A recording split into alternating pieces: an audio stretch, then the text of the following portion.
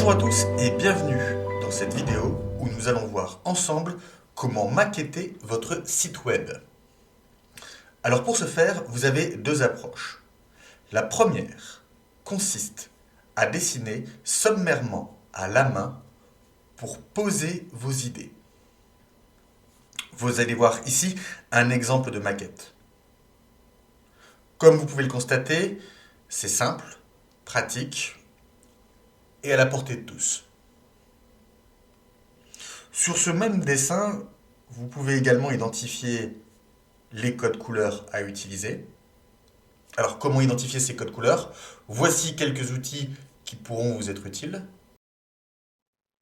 Alors voilà, je vais vous présenter ici une rapide introduction de comment utiliser le site 24/7. Donc allez bien sur sélecteur de code couleur.html. Donc je vous invite à aller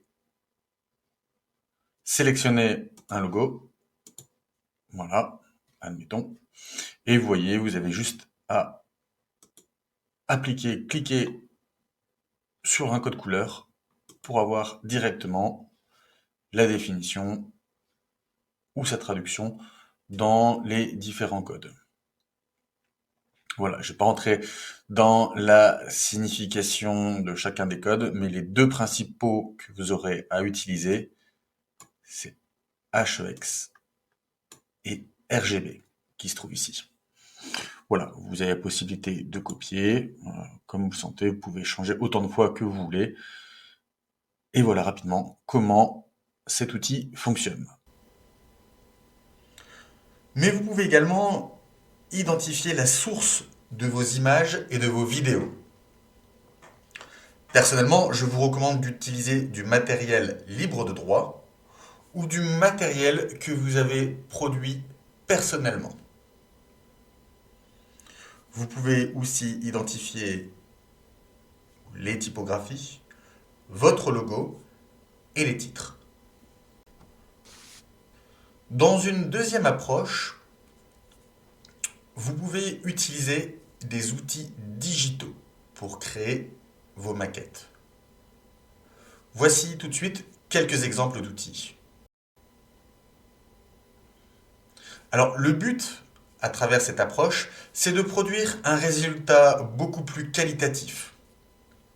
C'est très important d'utiliser de telles approches quand on travaille à plusieurs sur un même projet, ou du moins lorsque plusieurs personnes interviennent dans le processus de création de votre site web. Pourquoi? Tout simplement pour avoir une vision plus claire et précise. Et surtout, éviter tous les malentendus ou les mauvaises interprétations liées à une présentation brouillonne d'une maquette.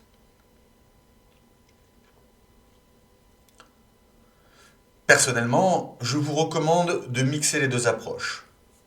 Poser les idées au crayon de papier dans un premier temps, puis mettre au propre et visualiser avec les outils digitaux pour éviter tous les écueils d'un malentendu.